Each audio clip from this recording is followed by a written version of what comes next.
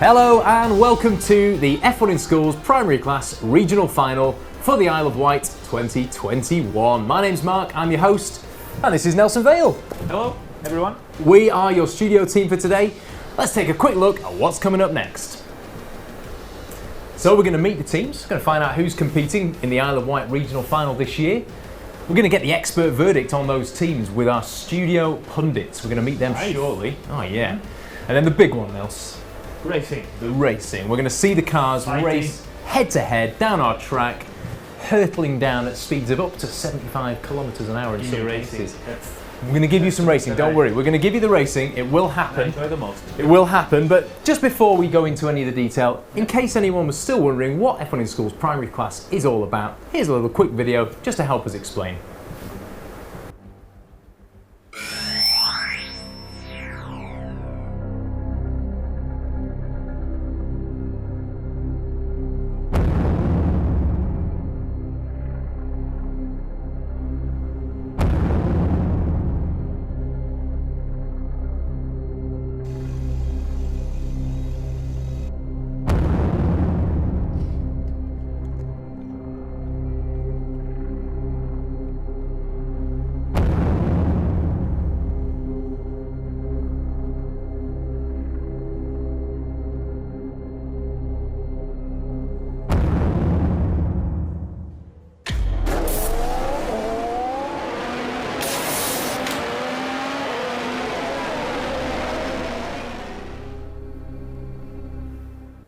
God, exciting stuff, Nelson. Looks pretty snazzy. What caught your eye from that video? How great those cars look. They do, they look great, don't they? With the F1 liveries, they look amazing. But I guess our students will do better with their design. I have a sneaky feeling some of them will do even better than the actual F1 teams themselves. But yeah, the cars look fantastic.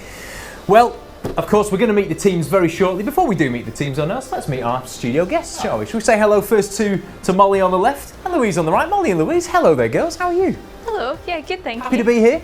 Very excited, yeah. Very exciting indeed. We've got a huge event lined up for the Isle of Wight. I mean, quickly for everyone out there, just quickly explain where you've come from, your journey into F1 in Schools. So we first got involved in F1 in Schools almost 4 years ago now. So we competed at our first regional finals, the Scotland regional finals at the beginning of 2018.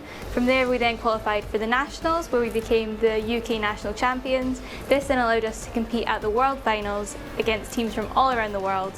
And we've still kind of never left, still involved now. You are part of the family now, there's no escape. That's it. This is how it... Once in F1 in Schools. Always in F1 in Schools, that is it. I'm afraid that's it, girls. So, yeah, in those job applications, this is it for you.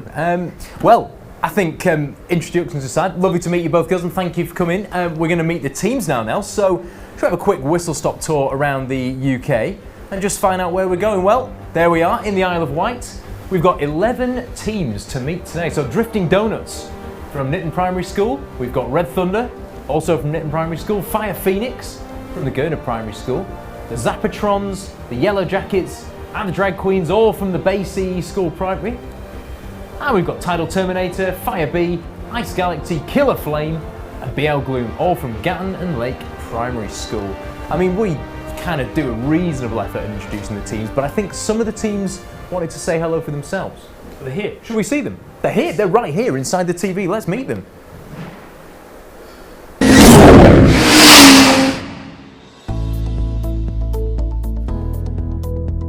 We are the Drag Queens. I am Magdalena. I'm Megan. I'm Lola. I'm Olivia. And I'm Nika. Hello, I am Reese. Hi, I'm Jack. Hi, I'm Zach. Hi, I'm Nathan. And we are the Yellow Jackets. Hi, we are the Zappatrons. I'm Isaac. This is Aiden. This is Hayden. Hi, we are Fire Phoenix.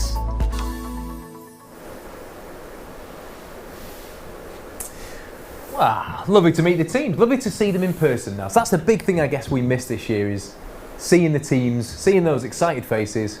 But it's nice to see the teams joining in somehow. So thank you for sending us your videos if you did. Nels, before we head into the next section, which is going to be hearing from the girls and seeing some of the expert punditry, what did you kind of pick up from the cars when you were scrutineering? Any things that you noticed that teams are doing particularly well?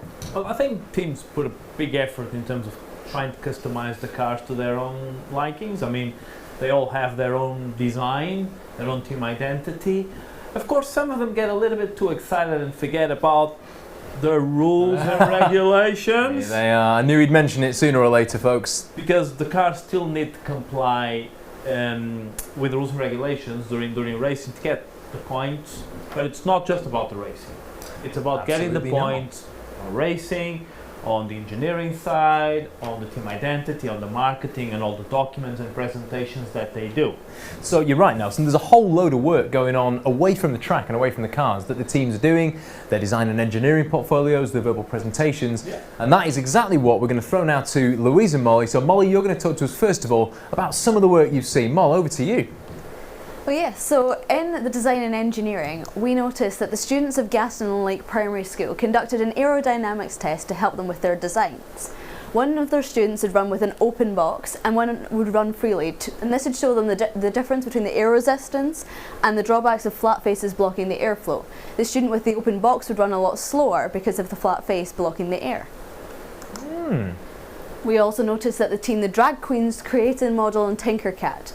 This model then inspired their final design through the addition of a rounded part on the top of their nose, which would cut through the air nicely and bring it smoothly over the top of their car.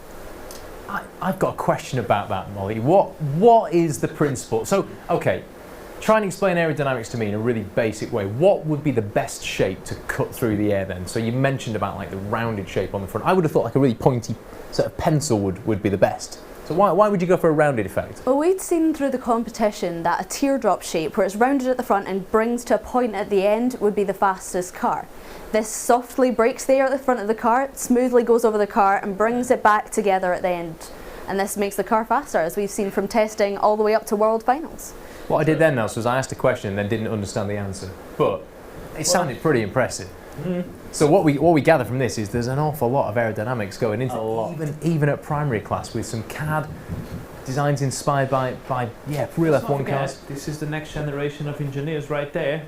These are the future faces of F1 right here. Now, Louise, I think you've got a few things that you've picked out as well from the verbals and the enterprise. Louise, what have you got? Yeah, so from the verbal presentations, one that really caught our eye was the one from Team Fire Phoenix. So that we especially loved the way that they introduced their team because it showed so much personality. We felt like we really got to see them for who they are and see how much they've enjoyed this project. Also, something we were super impressed by was their work with a local company. So this company taught them about all the different roles that exist within engineering. From this, Fire Phoenix were then able to assign their own team roles. We thought this was really incredible because it means that the roles that they gave themselves would be a lot more authentic and true to what you would actually see in something like a real F1 team. Oh, I love that. That's really interesting. So this is one of the key parts of F1 in schools, isn't it? The sort of team role thing. What were you, Louise, back in the day? So competing as part of Team Accelerates, I was the graphic designer, so largely responsible for like team identity, marketing, that kind of thing. Okay, so you were in charge of how the team looked, the whole visual appeal. I mean, is that something? What's the long-term benefit of having a really good tight team identity then, and having all that cohesive branding? What can it gain you ultimately? So having a strong team identity is so important. Essentially the idea is that you want people to be able to identify you from everything that you do. So people will be able to look at your car, look at your uniform, look at your work, and be able to instantly see it and go, I know that belongs to this team. So this happens in real F1 as well. You want to be able to watch a race and see the cars and instantly know that one belongs to Red Bull Racing because of its colours. So it's all about making a convincing pitch to a sponsor, really, isn't it? That we're the team you need to invest in. Exactly. And getting that support. Wow, well, thank you very much, Louise. Thank you, Molly, as well. Really interesting to see what the teams have been doing. I think there's maybe just a couple more things to hear from. I think, you've got some bits and bobs about the yellow jackets as well.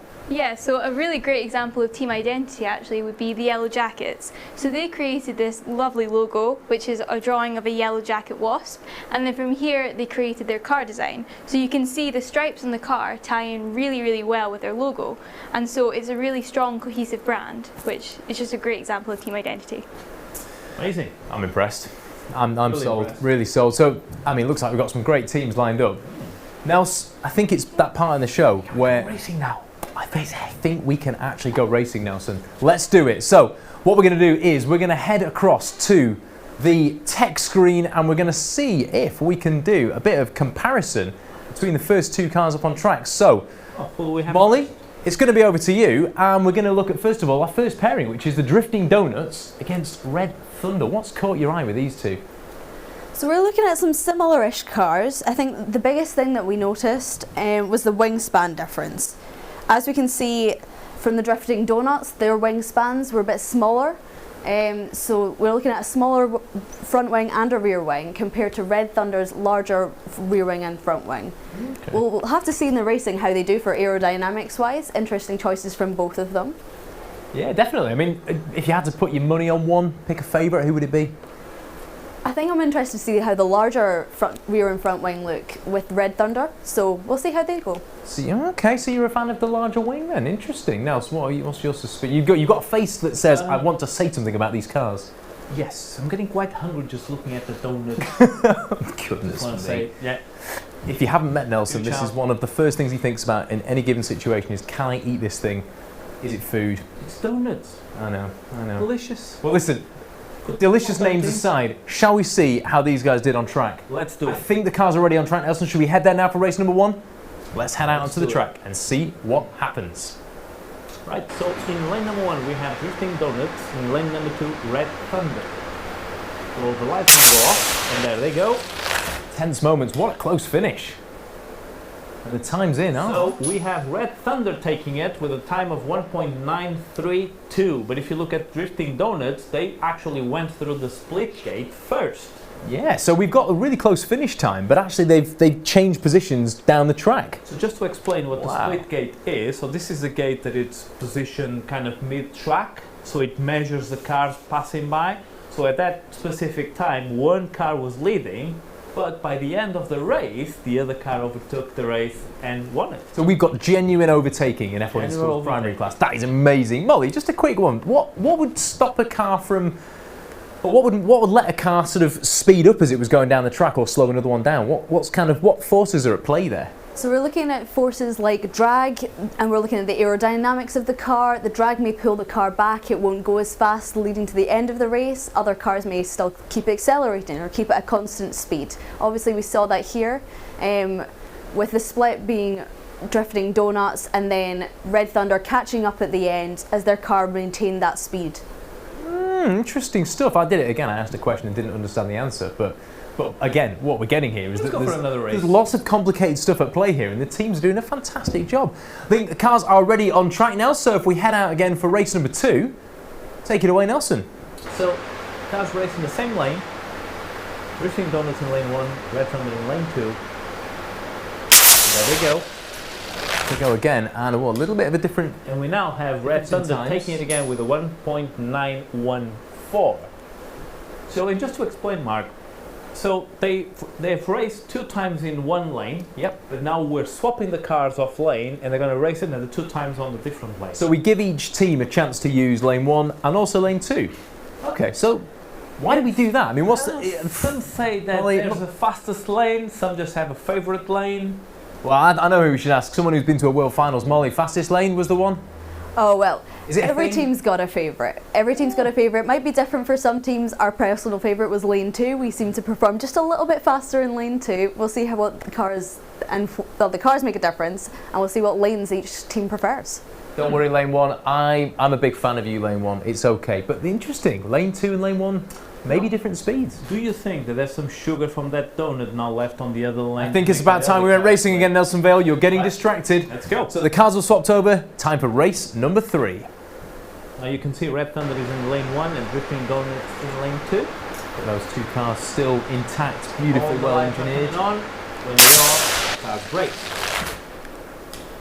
And there we go. We have Red Thunder taking it with a 1.726. Look at that. Whoa. That's an amazing time. But look, Drifting Donuts also got a 1.832. So both cars actually getting faster. Both really quick times as well. I think 1.726 is right up there, Nelson, isn't it? It's going to be right up there to some with the fastest off the country. I think that's some of the fastest we've seen so far in the competition. Well, really interesting to see if that's the fastest time they can do, or if they can go even faster in race number 4. Let's go to race 4 and find out. Only one way. Find out. There we are, big tense moment, the final race. Final race. Off they go. And the time is... There we go. It's So Drifting Donuts with a 1.776. Again, an amazing time. I guess Red Thunder with a 1.887. yeah, close to the end. Wow. Really close, yeah. That was exciting. That was an interesting first pairing. Well, that's the first round of racing taken care of and done. Now, the next teams we're going to see then are going to be coming up very shortly on screen. I think, Louise, you're going to talk us through these. So, let's head to our next pairing, which is Fire Phoenix and the Zapatrons. Fire Phoenix from Gurner Primary School, the Zapatrons from the Bay CE Primary School. Louise, what do you make of these two teams? So I think the thing that we thought was maybe the most interesting would be the feature that Fire Phoenix have at the front of their car. So they've got like a little cone at the front of their wing, which is quite unique. It's not something we've really seen from any other team. Interesting. So what would be, what would be the point of that over the more accepted flat front? Why that little cone, the nose cone essentially? I would assume that a cone like that would be quite good for braking the air and spreading it out over the rest of the body, leading to quite smooth airflow over the car, but we'll have to see how it does on track. We will indeed see how it goes. Very curious. Both cars are beautifully made. Fire Phoenix, real nice very nice simple design. I'm going to say I like that. The Zapatrons, full marks for creativity. Lots going on there. Clearly had a lot of fun designing that car. Yeah. Shall we see how they do on track now? See. Let's head to the racetrack. So race number 1 then. So we have Fire Phoenix in lane 1 and Zapatrons in lane 2. Oh, look at that livery. Big fan of that, Zapatrons. There we go, very close. But close finish. Fire Phoenix taking it with a 1.871. Again, another excellent time. Yeah, sub 2 seconds. We've seen from the other races we've had so far this year, Nelson, that below a 2 second time is going to be really competitive. So I think so far, have we had a time above 2 seconds? I don't think we've had a single one. In a while. They've all been really competitive. So far so good. The Isle of Wight looking really quick. So that was the second race of the pair. We're going to head now to the next race. So let's see what happens out on track.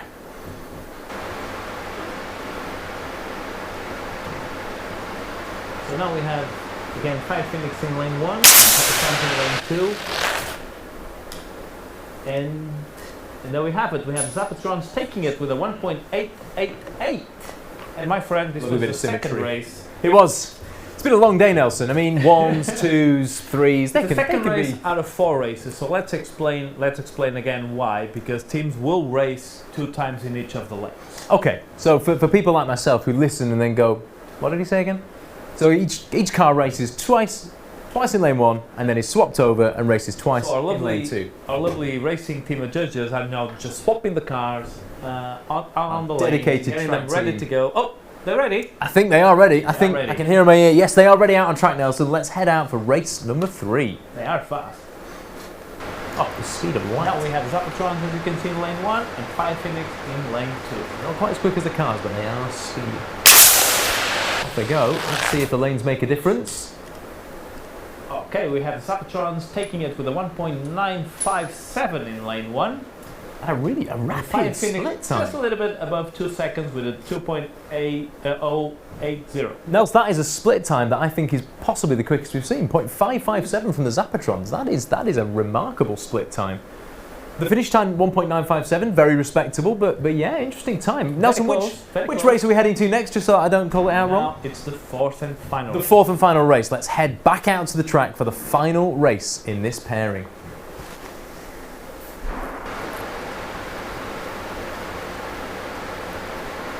Tense moment. Those cars do look amazing. They do. And now we have it with Fire Phoenix taking it with a 2.112. Look at that. Yeah, Anything interesting. can happen on the track. Interesting. I wonder why. So the cars were doing seriously fast times, and then sort of slowed down towards the end. Is that something? I don't know, Molly. Is that a phenomenon that you've come across before, where cars slow down during the racing? Oh yeah, so the cars might get slower because the more they race, the more the cars might deteriorate a little bit. Things might bend, they might move. So they do tend to get slower. We've seen that, again, up until World Finals, that's still seen. The cars will normally hit their fastest times at the start. So even teams at the World Finals see their cars gradually getting slower, getting tired out basically, aren't they? Think about the pressure that they're that they're suffering on the track because they're doing 20 meters in basically 2 seconds and under. These things are, they're little athletes. Paper cars. These little athletes. They're doing a lot of work out there. Well, that concludes the racing for the first set of teams. So we're going to go next to our next pairing of teams. And I think, Molly, you're going to talk us through these. So let's have a look at who we've got lined up next on track. We've got the Yellow Jackets from the Bay CE Primary. And they're going to be racing the Drag Queens from also Bay CE Primary School. So, Molly, talk to us. What have you seen? Well, I think the most interesting feature on these cars, as we can see straight away, the drag queens have this massive wings looking out to the side. Look at those. We did have to make a little bit of an adjustment for trackside racing just to make it safe. As you'll see on the track, they've had to be turned up just a little bit so they don't whack off the side of the track. But they look amazing, and Have we maintained the visual appeal of the car, though? Oh yeah, definitely. It looks really cool. Fantastic. Well, I have to say that the drag queens presented one of the most creative designs so far in the originals. And look at all those colours. Both the cars are very bright coloured. We really love it. Really eye-catching. What about the sort of technical specs? I mean, anything you want to pick out there, Molly, for us? I think both of them are like maybe a little bit on the heavier side. They're not quite at the minimum of 40, so we'll see how that goes. Yellow Jacket's just a little bit heavier, but don't know how much of an impact that will make on the track. We'll get to see. Well, what a paint job, though. Beauty comes with a cost of heavy paint. I was going to say, Nelson, there's a lot of heavy paint in that car, but what a beautiful, distinctive livery they've turned out at the end of all that. So I think full marks for creativity there. There's some absolutely beautiful designs there. Love it. I think the track team are ready, Nelson. Let's head out on track and see what happens in race number 1.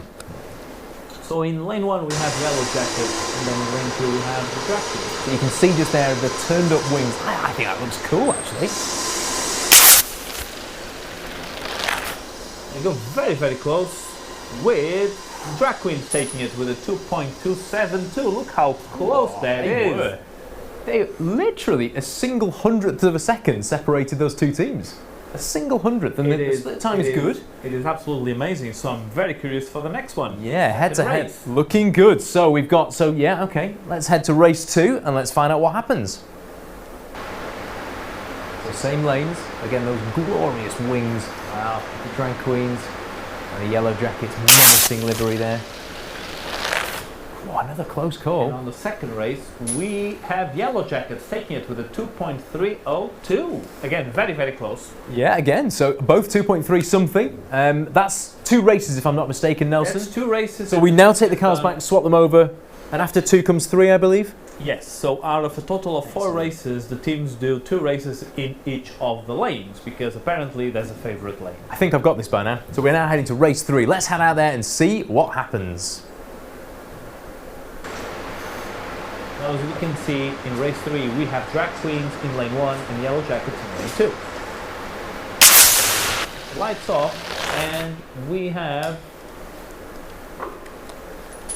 Yellow Jackets taking it with a 2.129. We do. Drag Queens just beating them there to the split gate. Look, Drag Queens got to the split gate first. They did, yeah. So Drag Queens off the mark initially, but then the Yellow Jackets creeping up and overtaking them just before the end of the track there. So Nelson, if I'm not much mistaken, now we're heading to the final race. Final race in this pairing. Yeah. So let's find out which of the 2 teams, the Drag Queens or the Yellow Jackets, can come out on top in race number 4.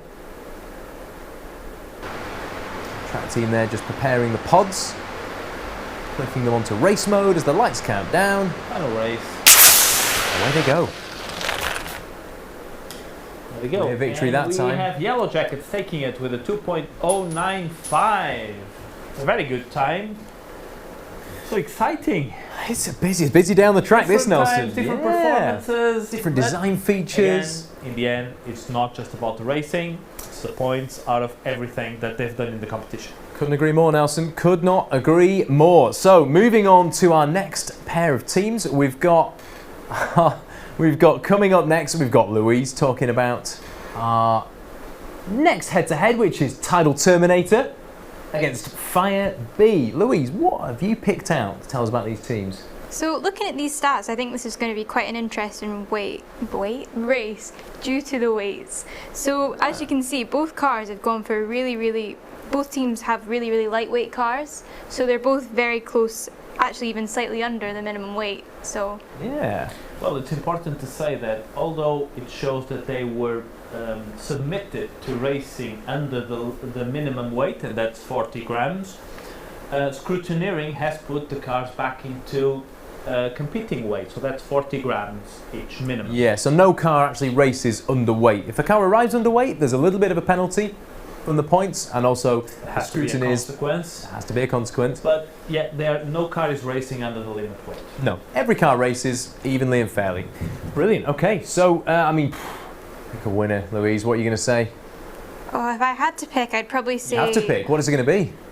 Oh, it's going to be a tight one, but I feel like Firebees might just have the edge here. Looking at that front wing. Nelson, you going to agree? I'm going Terminator. It's one of my favorite movies. So I'll be back. You will be back, and they will too. If they don't win, they'll be asking you why. Right, let's head out onto track then for race number 1 between Untitled Terminator and Firebee. So we have Untitled Terminator in lane 1 and Firebee in lane 2. Lights on, they're off.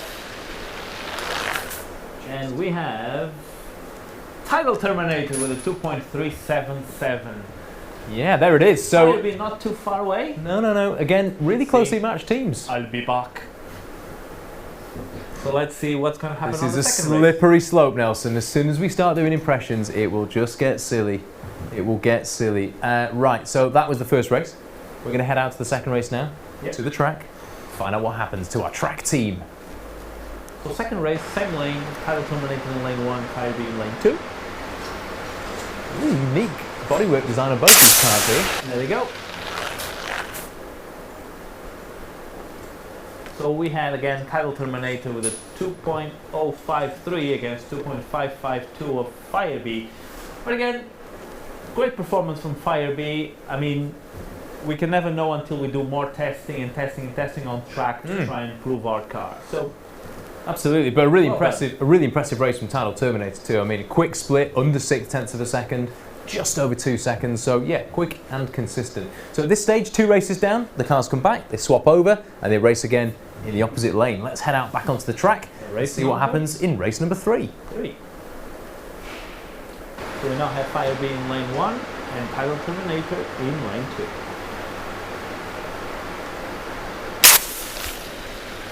There they go. And it's a win in lane 2. And now we have Untitled Terminator taking it with a 1.952. Again, consistent in their racing. Yeah. Firebee putting a better time now with a 2.359. Dipping under the 2-second barrier as well now. So we're inside the 2 seconds. So Untitled Terminator, you're just edging yourself up this leaderboard. Be interesting to see where they all stack up at the end of this event, Nelson. Great stuff. Well, that's 3 races down, 1 to go. So heading back out onto track. I believe we're ready on track. Yes, we are ready on track. Race number 4.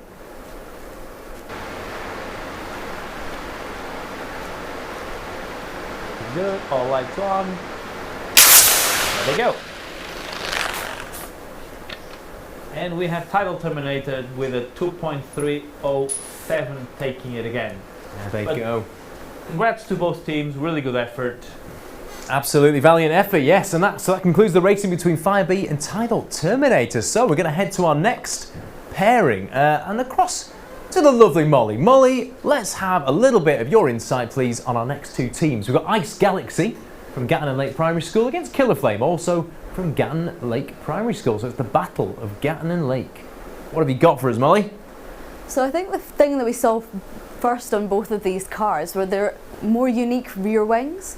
If we look at Ice Galaxy, they've got like little spikes at the back of their car, which are quite an interesting concept, might help them in aerodynamics, compared to Killer Flame's one, which has a more circular design, which brings it up and round the sides and over the top.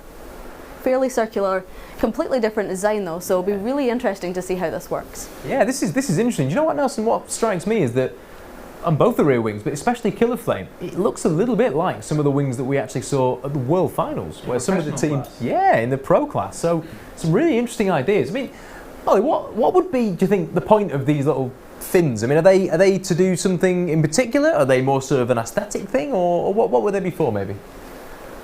Honestly, not too sure. Gonna ask the teams for that, but maybe they looked at aerodynamics. Maybe they're just thinking, honestly, it looks cool. Ties into maybe the ice look. We'll see. I'm gonna pick you up on it looks cool because it looks wicked. It does look really cool. Yeah, I'm gonna say Ice Galaxy, loving the look. Have you noticed one thing about the team? Go on, Nels. This is going to be the battle of ice against fire. Ice and fire. One for the, yeah, well, there you go. Exciting. One for the Game of Thrones fans out there. But yes, Nelson, that is indeed a hot theme in this race. Well, shall we find out how they did on track? Race number 1. Let's do it. Let's head out onto track and find out who is going to go quickest. So we have Ice Galaxy in lane 1 and Killer Flame in lane 2. Look at those rear wings. They go channeling air. And there we go. And we have Ice Galaxy taking it with a 2.242. Not far away, Killer Flame, so well done. So this was just the first race. Let's see what happens on the second one. Absolutely. Let's head out onto the track again and see race number 2. Same lanes again. Ice Galaxy in lane 1, Killer Flame in lane 2. And they're off. See straight away the advantage there from through the split. So we have Killer Flame taking it with a 1.941. So see, very competitive so far. Yeah. Again, a team under the 2-second barrier. So Killer Flame, yeah, you're shaping up well. So 2 races down, 2 to go. We swap lanes at this stage and we race in the opposite lane. Just doing their magic right now. They are, the track team They're whirring away like a well-oiled machine. Let's head out onto the track and find out what happens in race number 3. So as you can see now, we have Killer Flame now in lane 1 and Ice Galaxy in lane 2.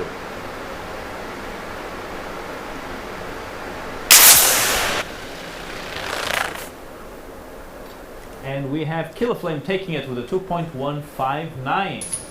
2.1 against 2.3. Not too far, Ice Galaxy, No. well done. We are seeing a little bit of differentiation in the timings for the lanes, so there is something in it, girls. I'm gonna go with you on this one. There's definitely something in this lane 1, lane 2 thing. I haven't worked out which lane is quickest yet. I don't know if you've been watching. Have you been scouring the times much, Molly, just to work out which lane is quicker? I think it depends on the cars, honestly. Some cars might prefer one lane, some cars prefer the other lane. I think we've set some fastest times for each team in different lanes, so it's interesting to see.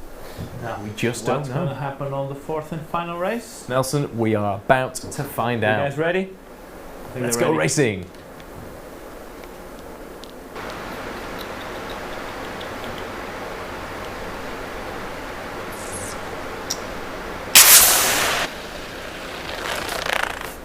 And there we have it. We have Killer Flame taking this one with a 2.255. Very Yeah, competitive Again. this round. very consistent. Very well done, both teams. Consistent, and it's good to say as well that the way that the cars are holding up to the racing is really admirable, because it's not easy to make a car that stays in one piece throughout all the racing. I mean, is that something, Molly, that you ever encountered where the car perhaps doesn't come back in one piece every time? Oh goodness, we've seen a lot of that, especially some World Finals cars absolutely break into pieces, but No. it's definitely something that we've seen a lot. Some cars are really sturdy. These cars seem to be very sturdy. We've not seen any breakages so far, which is really good. But all the delicate stuff in the World Finals, that just goes. So is there like a trade-off between speed and fragility, how fragile they are? Oh, definitely. I think some cars are like, we'll just try set as fast a time as we can. Doesn't matter too much how much it breaks, as long as it makes it to the end of the track in one piece. I think maybe it's the balance between the ice and the flame. Oh, here he goes again. Good. Yep, Mr. Puntastic. Well, very interesting to see, and again, really well done to the primary class teams who are making these cars that are lasting the distance every single time. So that is it for the racing between Killer Flame and Ice Galaxy. We're going to move on now to our next pairing, which is from Gatner Lake Primary School again. It's BL Gloom, and BL Gloom are taking on the mysterious No Team. Mouse. They've got the track to themselves, but actually, this could be an advantage. Nobody out there to distract them, no other cars out there to cause any turbulence. Louise, what do you make of BL Gloom's chances? So looking at this car, I think that something that's pretty interesting is that it's pretty compact. So both their front and rear wing have quite a small wingspan. So that might help them to go really, really quickly. We'll have to see. Interesting, yeah. That's great. So, yeah, I guess the point there, Louise, is less surface area, I guess less drag, is that it? Yeah, pretty much. So a smaller contact area will hopefully result in less drag, therefore a quicker car. So, okay, so big wing doesn't equal big speed. Is that what we're saying? Not necessarily. It can really depend on the individual design and it can vary a lot, but a bigger wing doesn't necessarily mean a better car. Interesting. Wow. Myths being smashed here. Things that we're learning today. We're learning it. We're learning a lot, Nelson, you and I. Right, are we ready to head out onto track to see BL Gloom doing their thing? A moment of glory, so Let's do it. BL Gloom, this is all about you. Let's see race number 1. So of course right now they are racing in lane number 1. Really tidy little compact design that, isn't it, Nelson? Yeah. All lights are going to go off. And there we go. You can see the line just shaking. And it is. So because the race system is now waiting for another team to finish the track, it just takes a little bit longer, but there we go, we'll have a 2.169. So it's not a bad time. So just to explain that again, that's because there's not a second car racing alongside BL Gloom, the finish gate is still waiting for another car to cross the line. It's still saying, is there going to be a second race? When it then works out that there isn't a car there, it tells us the time. It tells us the time of BL Gloom. So 2.1, not a bad start at all. So let's go out again for race number 2.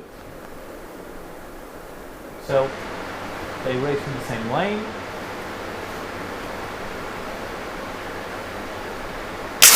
Lights off. And there we have it. So again, we just got this little pause where the computer is doing a bit of thinking. And it gives us a time of. So 2.062.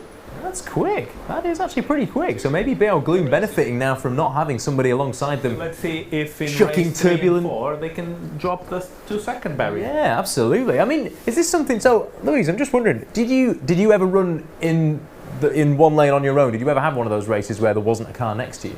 I actually don't think we ever did have that. Right. No. Is it something that you would want, or is it something you want to avoid? Do you think? I think it really depends, because sometimes it can be quite nice to have that comparison and that bit of competition, but at the same time, with there only being one car on track, it's a lot of focus on that one team, so I guess it's up to them whether that's a good thing or not. Yeah, no, very fair comment. It's very important to say that they're not. The importance of winning the race, it's relative, because the most important is logging in the time. So you may win this race against another team, but that's not the most important, because it's the points that you're getting from the average of all of your 4 races. That's the most important for the point. Absolutely, yeah. So in some ways, actually, you could be selfish here and say we want to run on our own. It's actually going to be better for our car. We're not going to get any turbulent air from the car in the other lane. We're just going to race. I think we just need to register more teams next year. Do you know what? Let's do that. If you know a school near you that's not doing F1 in Schools primary class, get on the phone, get on down here. Now, should we head back out onto the track? Yes, definitely. Let's get out there and see what's happening. Race number 3. So of course we now have the car in lane 2. Let's see if there's a massive difference in lane 2. This is a good test, actually, yeah. There it goes. Just a couple of seconds. And this is a test of whether we were looking at what the time was first time round. There we have it it. is. 2.061. So not quite under the 2-second barrier yet, but we have one more shot. Pretty close, isn't it? I think that's quite consistent with what they said before. Pretty consistent with time number 2. Yeah. Yeah, that's interesting. So okay, so BL Gloom looking like quite a consistent car then. Let's get back out there and see what happens in race number 4, shall we? Final race. Our track team turning cars around in super quick time. You can tell they've been practicing this for years. Under the lights. Off goes BL Gloom, whirring across the finish line, and the computer's just whirring into action, waiting to see that there's no car crossing the line in lane 1 and giving us a time. 2.339. A little bit slower this one, but again, still a very good time. You know what? Maybe BL Gloom just got a bit tired in the end there, Nels. Yeah. Just a bit tired, bit too much time in the limelight, maybe. Big job holding all. Yeah, Still exciting. holding the show on your own. Well, that was a cracking performance. BL Gloom, well done for making it to the end of the track, and congratulations for reaching the finish without any damage whatsoever. Nels, that concludes the racing. I felt sad in a way. Wow. I mean, that was exciting. That was really exciting. from start to finish. That was have engaging. a way of seeing which one was fastest. So you want to see a list of who was fastest and in what order? Like Formula 1, Should we see a leaderboard? Should we see a leaderboard? Let's see a leaderboard. Let's do it. Here is the final leaderboard for the Isle of Wight Regional Final. So taking first place with a simply stunning time of 1.726 It's Red Thunder from Nitton Primary School. That's a lightning time. Yeah, that's going to be right up there. And again, do you know what else? We've said this in other events, the times are close. If you look from top to bottom, I mean, Firebee, do not be dispirited with that time. 2.359 is a really good time. Just the quantity of teams under 2 seconds. That's really impressive. Yeah, that is very impressive indeed. I think, do you know what they've probably earned from us is a bit of a round of applause. We give everyone in the studio, so give a round of applause to the teams in the Isle of Wight. Congratulations, everybody. Cracking racing. Well done. Yeah, massively well done. Of course, we've said, I mean, this has all been about racing so far, but let's not forget, Nels, it's not all about the racing, is it? It's not all about the racing, it's about your performance in the other judging categories. So from the measurements of the car, to your presentations, to your documents, to your marketing strategy, to your team identity, all of those give you points when the judges look at your work. So in the end, when they sum all of the points, there's going to be a winner. There will, and there's going to be an awards ceremony to crown those winners. So join us for that. Tune in then to see us, and well done in the meantime. Congratulations again, everybody. We'll see you very soon. Goodbye.